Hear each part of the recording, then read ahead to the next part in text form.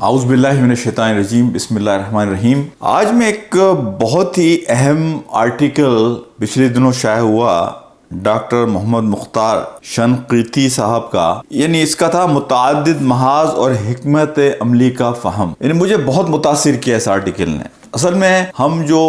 Political front پر کام کرنے والے ہیں، پریکٹیکل اس معاشرے میں کام کرنے والے ہیں، ہمیں اپنی حکمت عملی کس طرح بنانی چاہیے، ہمیں اپنے الائنسز کس طرح بنانے چاہیے، ہمیں اپنی اسٹریٹجی کے اندر کن چیزوں کو سامنے رکھنا چاہیے، اس حوالے سے یہ بڑا مارکۃ الآراء آرٹیکل ہے۔ خاص طور پہ اسلامی تحریک کے وہ ذمہ داران کہ جو مختلف ذمہ داریوں پر ہیں اور بڑے بڑے فیصلے انہیں کرنے پڑتے ہیں، حکمت عملی بنانی پڑتی ہے، پریکٹیکل جو چیزیں وہ فیس کرتے ہیں ان کے بارے میں انہیں ڈیسیژنز لینے ہوتے ہیں۔ تو میں یہ کہتا ہوں کہ یہ ایک بہت ہی آنکھیں کھول دینے والا آرٹیکل ہے کہ جو ہمیں نئے ایونیوز اور پرسپیکٹیو دکھاتا ہے۔ وہ لکھتے ہیں کہ سرمئی علاقے گرے ایریا میں آپ کا استقبال۔ جب میں اپنے طلباء کو سیاسی اخلاقیات یا بین الاقوامی تعلقات کی اخلاقیات کا مضمون پڑھانا شروع کرتا ہوں تو انہیں اس جملے سے خوش آمدید کہتا ہوں۔ جب طلبہ پوچھتے ہیں سرمئی علاقہ کون سا ہے، گرے ایریا، گرے زون، تو جواب دیتا ہوں کہ سیاسی عمل کا علاقہ عام طور سے سرمئی علاقہ ہوا کرتا ہے۔ ذہن میں اٹھنے والے مجرد مثالی خیالات کو ٹھوس سیاسی عمل نہیں کہتے ہیں۔ سیاسی عمل تو خیال کو یقینی بنانے کا وہ فن ہے جس میں مشترک علاقے، کامن ایریاز وجود میں لائے جاتے ہیں اور زمان و مکان کی مساواتوں کو محفوظ رکھا جاتا ہے۔ سیاسی عمل مشترک علاقوں کے ذریعے ہی نتیجہ خیز ہو سکتا ہے، خواہ یہ اندرون ملک میں ایک ملک کے شہریوں کے ساتھ ہو یا بیرون ملک دوسرے ملکوں اور اداروں کے ساتھ ہو۔ بہت سے مواقع پر مشترک علاقوں کی تشکیل کے لیے یہ ضروری ہو جاتا ہے کہ ناپسندیدہ چیزوں سے آنکھیں بند کر لی جائیں،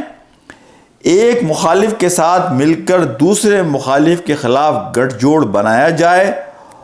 اور کسی دشمن کے خلاف کسی دوسرے دشمن سے مدد لی جائے۔ مشترک سیاسی میدانوں کی تشکیل ایک دین، ایک مسلک یا ایک متفق علیہ نظریے کی حدودوں تک محدود اور محصور نہیں رہتی۔ یعنی جب یہ الائنسز آپ بناتے ہیں تو آپ ان چیزوں کو سامنے نہیں رکھتے کہ ہمارا جس سے الائنس بن رہا ہے ان کا بھی ہمارا دین ایک ہونا چاہیے، ایک مسلک ہونا چاہیے اور متفق علیہ ہمارا نظریہ ہونا چاہیے۔ نہیں، سیاسی الائنسز میں ان چیزوں کو آپ کو ایک سائڈ پر رکھنا پڑتا ہے، کیونکہ اس پر حکمرانی معتبر مصالح مرسلہ کے اسلامی قانون کی ہوتی ہے۔ یہ قانون شرطوں سے بوجھل نہیں ہوتا، اس میں صرف اخلاق و مصالح کے ضوابط کی پابندی ضروری ہوتی ہے۔ اور نبی پاک صلی اللہ علیہ وسلم کی زندگی سے انہوں نے بہت ساری مثالیں دی ہیں۔ آپ نے اپنا گائیڈ جو چنا جب آپ ہجرت کر رہے تھے مکہ سے مدینہ، حنین کی جنگ میں آپ نے مشرکین سے ہتھیار لیے، آپ کو ابو سفیان کے خلاف جب کسی شاعر کی ضرورت پڑی کہ جو آپ کا اسپوکس مین پرسن بن کر آپ کی بات کو پروپیگیٹ کرے، تو آپ نے ایک مشرک کو انگیج کیا جو اس وقت تک مسلمان نہیں تھے۔ تو نبی پاک صلی اللہ علیہ وسلم کی زندگی سے بے شمار مثالیں ملتی ہیں کہ آپ نے اپنی اسٹریٹجی میں اس حکمت کو سامنے رکھا۔ کامیابی کی 3 شرطیں۔ دوسروں کے ساتھ مل کر مشترک علاقے تشکیل دینا ایک ایسی ضرورت ہے جس سے عملی سیاست میں کوئی مفر نہیں۔ اس سے وسائل کو بتدریج لگانا، معرکے کے میدان کو چھوٹے سے چھوٹا کرنا اور دور تک پھیلے ہوئے محاذوں پر وسائل لگانے سے بچنا ممکن ہو جاتا ہے۔ یاد رکھیے، جو شخص مشترک میدان تشکیل نہیں دے سکتا وہ عملی سیاست کے شعور کا پوری طرح ادراک نہیں رکھتا۔ یہ بات تو ممکن ہے کہ وہ بلاغت سے بھرپور واعظ یا شعلہ نواز مقرر، تخلیقیت سے آراستہ مصنف اور شاعر اور اپنے تجریدی خیالات میں منہمک فلسفی تو بن جائے، لیکن وہ ہرگز سیاسی میدان عمل کا شہسوار نہیں بن سکتا، کیونکہ عملی سیاست میں وہ چیز درکار ہوتی ہے جسے الجیریا کے مفکر مالک بن نبی جو کہ 1973 سے لے کے 1905 تک رہے، اسے کہتے تھے عملی منطق، پولیٹیکل لاجک کا نام دیتے تھے۔ عملی سیاست میں کامیابی کے لیے لازمی طور پر دوسروں کے ساتھ مشترک محاذوں کی تشکیل کے 3 لازمی تقاضے ہیں۔ نمبر 1، پہلا تقاضا جسے امریکہ کے سیاسی مفکر جوزف نائے نے سیاق فہمی یعنی کنٹیکسچول انٹیلیجنس کا نام دیا ہے، یعنی زمان و مکان اور امکان کے متعلقات کو پورے طور پر سمجھنے کی صلاحیت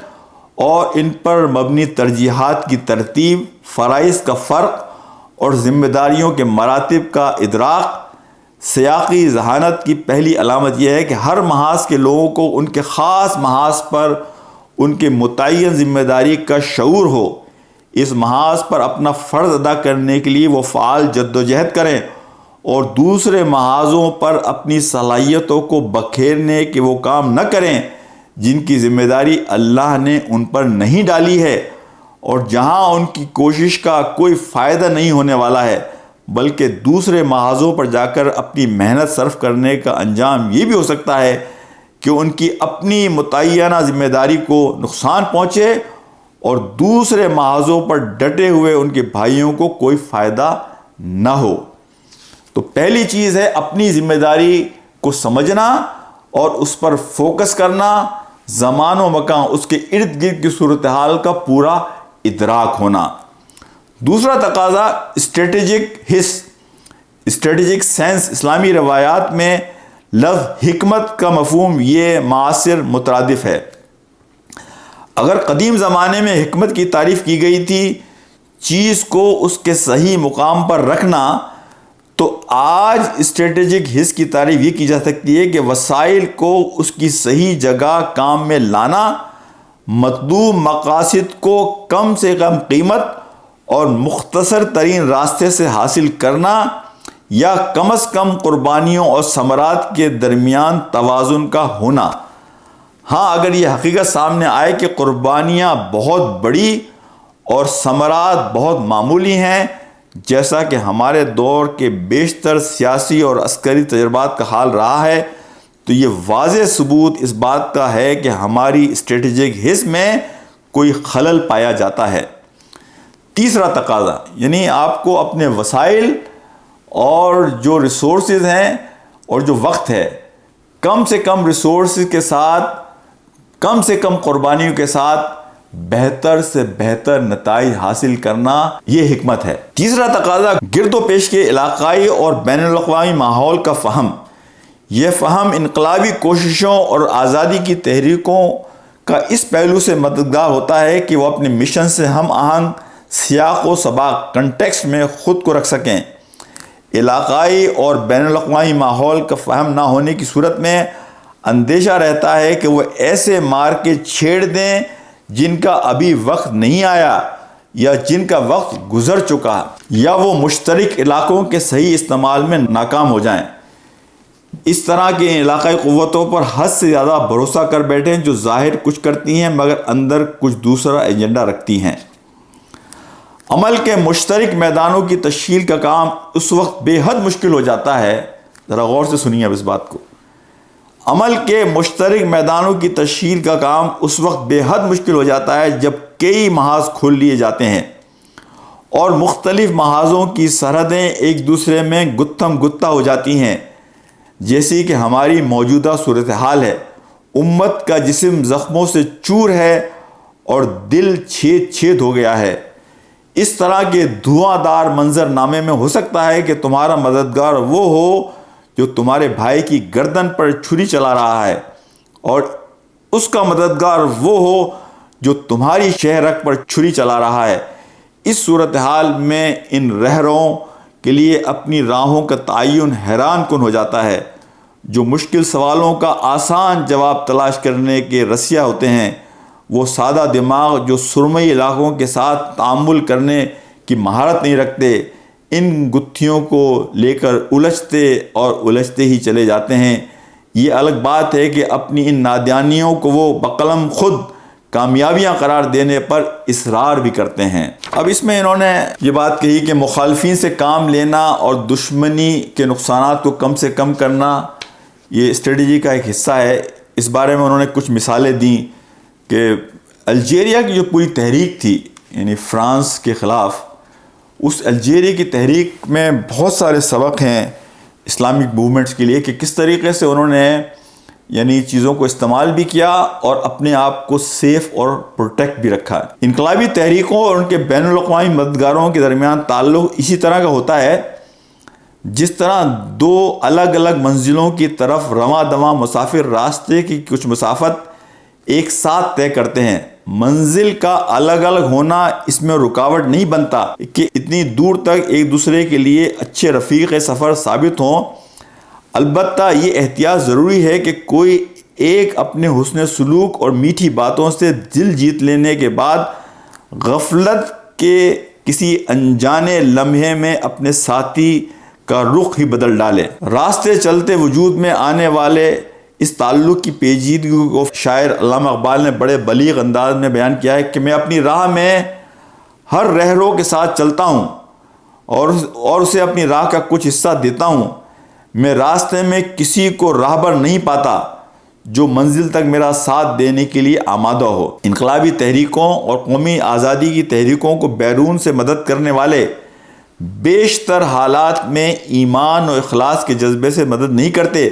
بلکہ اپنے مفادات کے حصول کے لیے مدد کرتے ہیں، جو کہ ان خاص حالات میں ان تحریکوں کے مفاد سے وقتی طور پر ہم آہنگ ہو جاتے ہیں۔ ایسا بھی ہو سکتا ہے کہ اس کے طویل تر مقاصد انقلابیوں کے حقیقی مقصد کی ضد ہو۔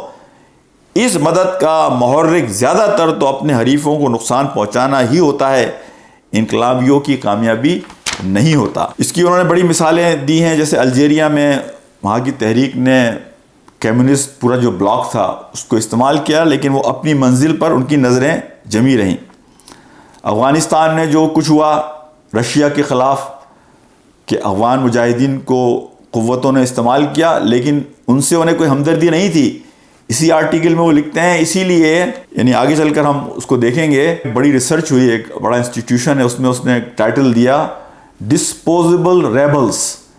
یعنی یہ جو بڑی قوتیں ہوتی ہیں جو مدد کرنا چاہتی ہیں یہ لوگوں کو استعمال کرتی ہیں ڈسپوزیبل ریبلز اپنے مفادات کے لیے، اور جب ان کا مفاد پورا ہو جاتا ہے تو انہیں بیچ جد و جہد چھوڑ کر چلی جاتی ہیں۔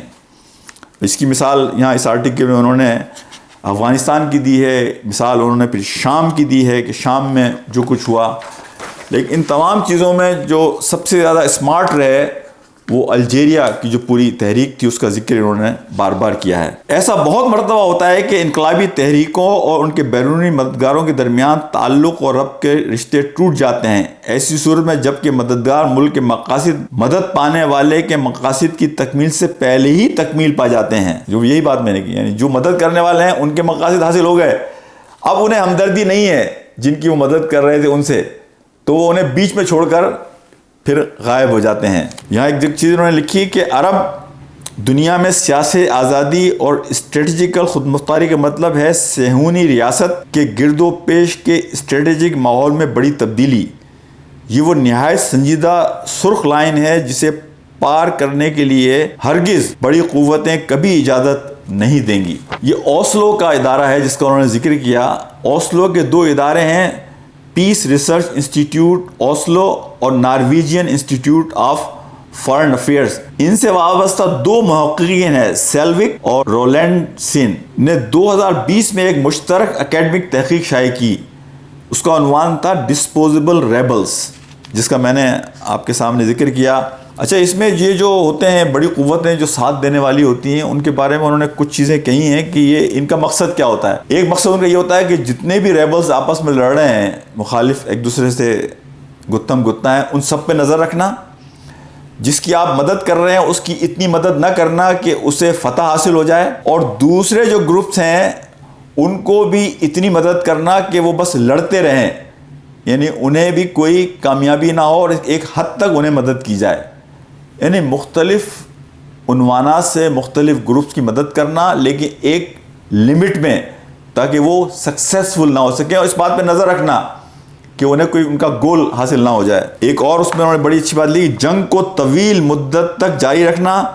جس میں کوئی غالب اور کوئی مغلوب نہ ہونے پائے، تاکہ تمام متحارب فریقوں کو مسلسل نقصان پہنچاتے ہوئے توڑ پھوڑ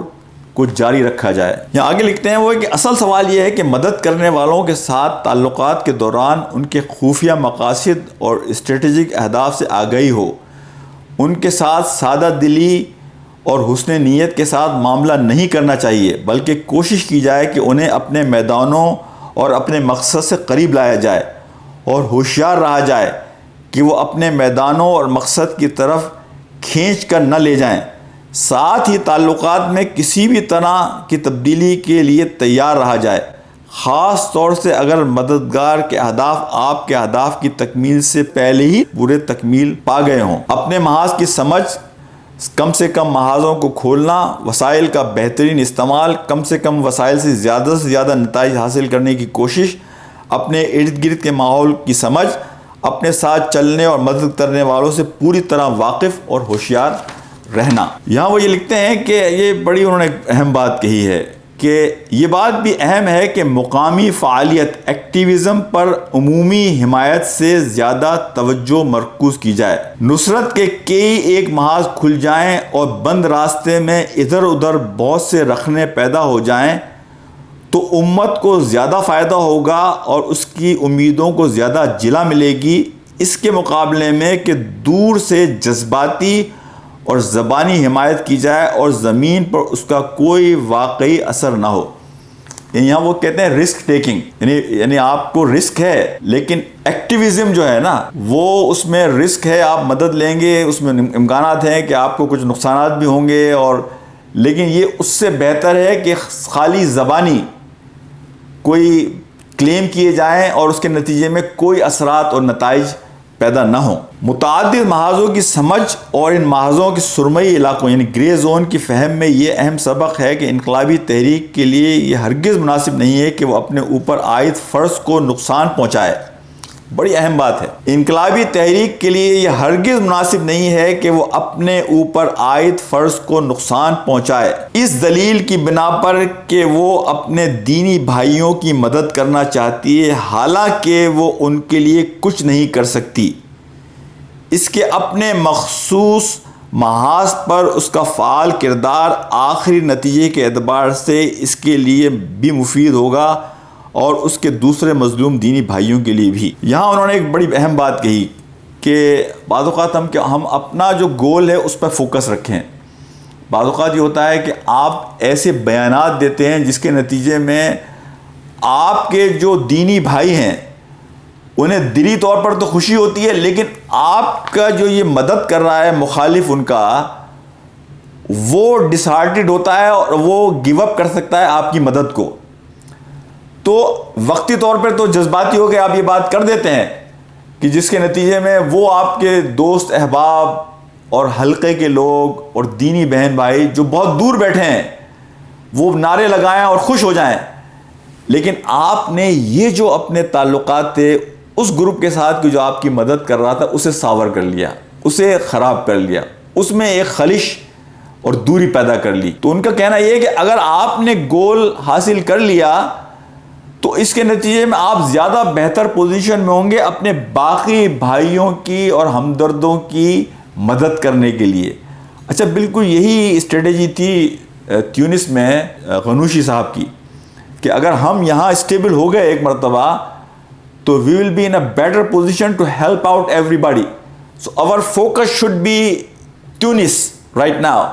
Let's get deeply rooted and strong here, then we will be in a better position. تو یہ میسیج ہے جو وہ یہاں دینا چاہ رہے ہیں۔ ایسی جذباتی باتیں جو آپ کے ہمدردوں کو وقتی طور پر خوش لیکن مدد کرنے والے مخالف کو ناراض کر دیں نہیں کرنی چاہیے، اس لیے کہ آپ کا جو فوکس ہے وہ آپ کا گول ہے۔ یہ بڑی اہم بات یہاں کہی انہوں نے۔ یہ پورا ایک ریکیپ ہے جو اب تک ہم نے گفتگو کی ہے، اس کا ٹھوس سیاسی عمل کے یہ نشان راہ ہیں: گہرا سیاقی فہم، حساس اسٹریٹجک حس، گرد و پیش کے ماحول کا ادراک، زمان و مکان اور امکان کے مطابق فرائض و واجبات کی درجہ بندی، ہر چیز جو مشن کے لیے مددگار ہو اسے حاصل کرنے کی کوشش، نیز ہر نفع بخش قوت کے ساتھ مشترک علاقوں کی تشکیل اور اس کے آخری مقاصد سے قطع نظر اس کے ساتھ راستے کا کچھ حصہ طے کر لینا، جبکہ خوابوں میں رہنے والے سادہ مزاج سیاست کا حال کچھ اور ہوتا ہے۔ اس کے علمبردار سمجھتے ہیں کہ وہ ایسے عالم میں سرگرم ہیں جس میں ان کے سوا کوئی اور نہیں رہتا، اس لیے وہ مشترک علاقوں کی تشکیل کے لیے کوئی کوشش نہیں کرتے۔ جب حالات کا جبر اور عملی ضرورتیں انہیں مجبور کر دیتی ہیں کہ وہ کسی ناپسندیدہ فریق سے مدد حاصل کریں تو وہ حیرانی کا شکار ہو جاتے ہیں اور اپنی ستھری شخصیت اور پاکیزہ سیرت کو اس سے بری قرار دینے کی کوشش کرنے لگتے ہیں، حالانکہ اس تکلف کی کوئی ضرورت نہیں ہوتی۔ مزید مضحکہ خیز بات یہ ہے کہ انہی کی طرح سے جب دوسرے لوگ رخصت کا راستہ اختیار کرتے ہوئے کسی ایسے بیرونی فریق سے مدد حاصل کرتے ہیں جو امت کے کسی دوسرے محاذ پر ظلم و زیادتی کا مرتکب ہوتا ہے، تو یہ بلا جھجک ان کے خلاف بے فائدہ بیان بازی کرتے ہیں اور ان پر الزام دھرتے ہیں کہ انہیں اپنے مظلوم بھائیوں کا خیال نہیں ہے۔ اب یہاں انہوں نے ایک بڑی اچھی بات کی تھی کہ پولیٹیکل میچورٹی یہ ہے کہ آپ یعنی مختلف الخیال لوگوں سے مدد لیتے ہیں، لیکن اس ریلیشن شپ میں بھی you should be open and transparent to disclose this relationship. یعنی آپ نے اگر کسی سے مدد لی ہے اور آپ کسی سے آپ کا ریلیشن شپ ہے تو وہ ہڈن نہیں ہونا چاہیے، یعنی آپ you should admit and you should be transparent and you should disclose that relationship. ماضی میں تو یہ ممکن تھا کہ افغان مجاہدین وائٹ ہاؤس میں امریکی صدر ریگن سے ملاقات کریں، پھر پریس کے سامنے بیان دیں کہ ہم تو اسلام کی دعوت دینے گئے تھے، اور کسی بھی طرح کی امریکی مدد کے ملنے سے انکار کر دیں تاکہ سادہ لو عوام کے سامنے ان کی تصویر محفوظ رہے۔ لیکن ابلاغ رسانی کے موجودہ زمانے میں بہتر یہ ہے کہ اس طرح کے انقلابی بچپنے سے چھٹکارا پایا جائے، عملی ذہانت اور اخلاقی انکسار کے ساتھ کسی ریاکاری یا کٹ حجتی کے بغیر عملی سیاست کو اس کے اصولوں کے مطابق انجام دیا جائے، یہاں تک کہ ایک دشمن سے دوسرے دشمن کے خلاف مدد لینا بھی سیاسی عمل میں ایک فطری امر اور اس کے سرمئی علاقوں گرے زون کا حصہ تسلیم کیا جاتا ہے۔ یعنی یہ ایک کامن پریکٹس ہے کہ لوگ ایک دوسرے کی مدد کرتے ہیں۔ ہم پورے دنیا کا جو گلوبل جو اس وقت سچویشن ہے اس میں ہم دیکھتے ہیں، اور وہ ریلیشن شپ بھی بالکل اوپن اور کلیئر ہوتی ہے، اور اس میں کوئی حرج نہیں ہے، مطلب اس میں کوئی شرمندہ ہونے کی ضرورت نہیں ہے، اس کو چھپانے کی ضرورت نہیں ہے۔ جیسا کہ امریکہ کے ادارے رینڈ کے اسٹریٹجک مفکر البرٹ وہلسٹر کا کہنا ہے کہ یہ ضروری نہیں ہے کہ ہمارے اہداف لازمی طور پر ہمارے دشمنوں کے اہداف سے متضاد ہوں۔ اگلی جو بات وہ کرتے ہیں کہ ظالم حکمران اور مصلحت پسندی۔ کچھ لوگ بحث کر سکتے ہیں کہ اصولوں کو ٹکڑوں میں نہیں بانٹا جا سکتا، یہ درست نہیں، یہ کہتے ہیں یہ درست نہیں، یہ صحیح assumption نہیں ہے۔ ہو سکتا ہے کہ ایک محاذ پر اس طاقت سے مدد دی جائے جو دوسرے محاذ پر امت سے برسر پیکار ہو، اور یہ کہ امت کی وحدت کا لازمی تقاضا ہے کہ مارکے کے تمام محاذ متحد ہوں۔ حقیقت یہ ہے کہ صرف تجریدی سطح پر اصولوں کے ٹکڑے نہیں ہو سکتے، لیکن عملی سطح پر اصولوں کے ٹکڑے ہوتے ہیں۔ یہ اجزاء باہم کشمکش بھی کرتے ہیں اور ان کے درمیان تقدیم و تاخیر نیز تطبیق کے وقت سیاق کی رعایت بھی ضروری ہوتی ہے۔ سیاسی عمل کو انجام دینے والے کے لیے سب سے بڑا چیلنج یہی ہوتا ہے کہ باہم دست و گریباں اصولوں اور باہم متضاد مصلحتوں سے کیسے صحیح تعامل کرے۔ اگر معاملات سیاہ و سفید کی طرح ہوتے تو سیاسی عمل پانی پینے کی طرح آسان ہوتا، لیکن وہ تو کیمیائی فارمولے کی طرح پیچیدہ ہے۔ امت کی وحدت کے اصول پر ہم ان بحث کرنے والوں کے ساتھ اتفاق کرتے ہیں، لیکن محاذوں کی وحدت صرف مثالی دنیا میں درست ہو سکتی ہے، لیکن جب امت سیاسی طور پر ایک ہو اور اس کی قانونی ذمہ داری ایک ہو، یہ وہ مثالی حالت ہے جس پر یہ حدیث نبوی منطبق آتی ہے کہ مسلمانوں کے خون برابر ہوتے ہیں اور ان کے کسی عام شخص کی دی ہوئی امان سب کے لیے محترم ہوتی ہے اور دوسروں کے مقابلے میں ایک ہاتھ کی طرح ہیں۔ مسند احمد۔ ایسے مثالی منظر نامے میں مطلوب اخلاقی سطح کو بلند کیا جا سکتا ہے اور تمام محاذوں پر مصروف لوگوں سے مطالبہ کیا جا سکتا ہے کہ وہ دوسرے محاذ والوں کے ساتھ برابری کا معاملہ کریں،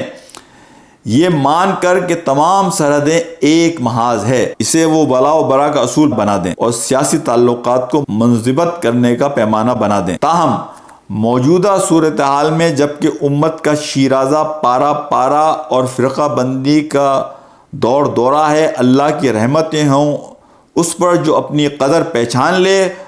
اور اپنے محاذ پر حسن کارکردگی کے ساتھ توجہ دے۔ تیونس سے اسلامی مفکر راشد غنوشی، اللہ ان کو اسیری و بے بسی کے کرب سے نجات عطا کرے، ہمیں یاد دلاتے ہیں مسلم امت ایک دن میں پوری دفعتاً زوال کا شکار نہیں ہوئی، بلکہ ایک ایک اینٹ گرتی گئی اور اس کی تعمیر نو بھی اسی طرح سے ہوگی۔ اس لیے آج کسی محاذ کے لوگوں کو دوسرے محاذ والوں سے ناحق توقعات نہیں رکھنی چاہیے، بلکہ ہونا یہ چاہیے کہ ہر محاذ کے لوگ اپنے محاذ اور میدان میں اپنی عملی سیاست پر عمل کریں، نیز کسی بھی دوسرے محاذ پر اپنے بھائیوں کی کامیابی حاصل کرنے پر خوش ہوتے رہیں، خواہ وہ کامیابی ایسی علاقائی اور عالمی طاقتوں کی مدد لے کر حاصل ہوئی ہو جن کے مظالم کا دوسرے محاذ والے نشانہ بن رہے ہیں۔ ہماری تاریخ ایسے مسلم امراء سے بھری ہوئی ہے جنہوں نے مسلمانوں پر ظلم ڈھائے اور داخلی سیاسی مارکوں میں مسلمانوں کے خون سے ہاتھ رنگے، پھر انہوں نے ہی سچائی اور شجاعت کے ساتھ کفر کے لشکروں سے مقابلہ کیا جو بیرون ملک سے امت پر حملہ آور ہوئے اور ان کے منہ پھیر دیے۔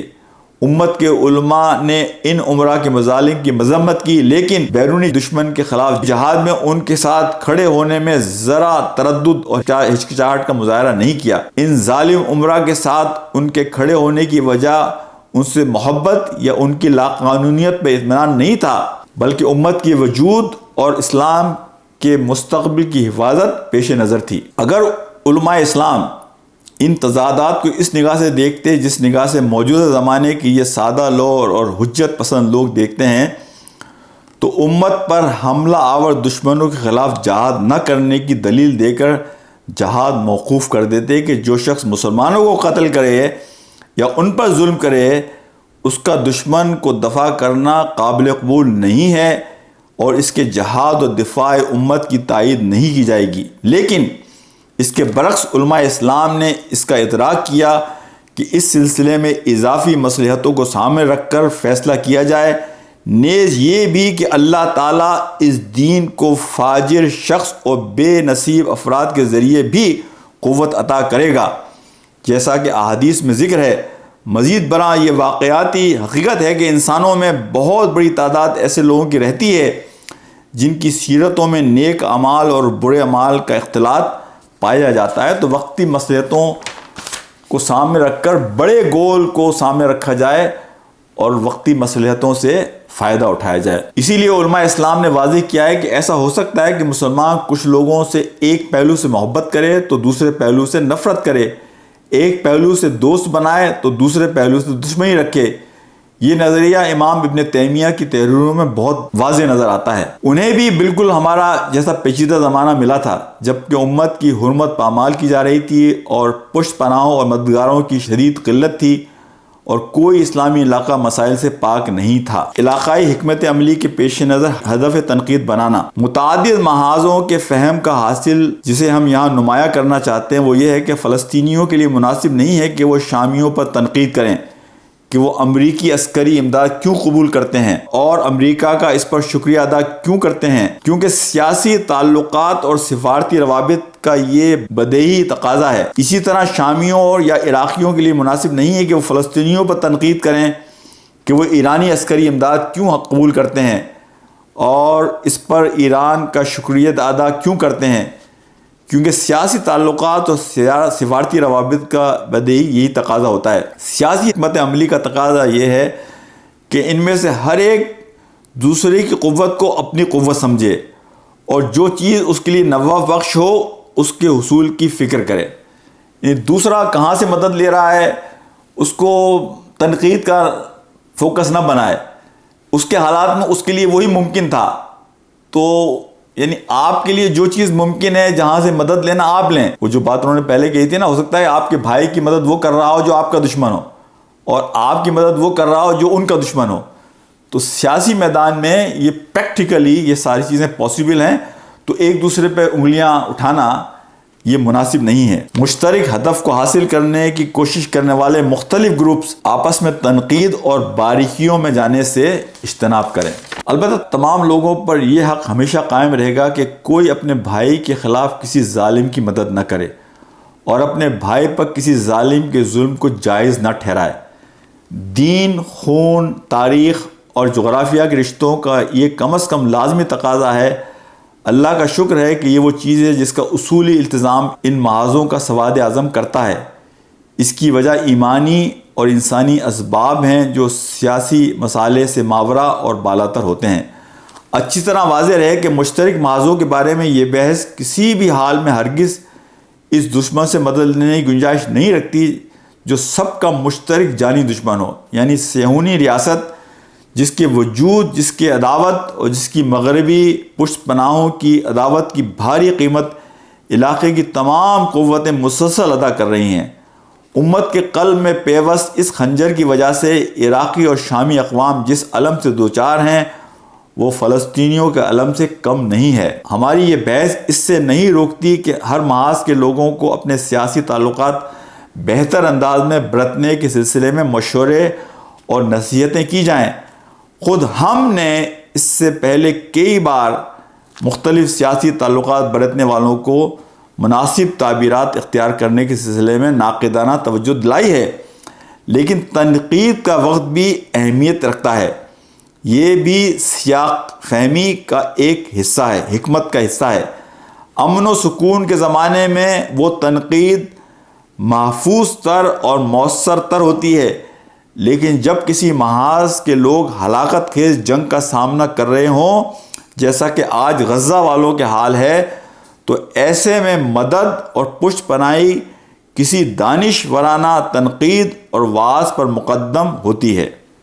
یعنی تنقید کا بھی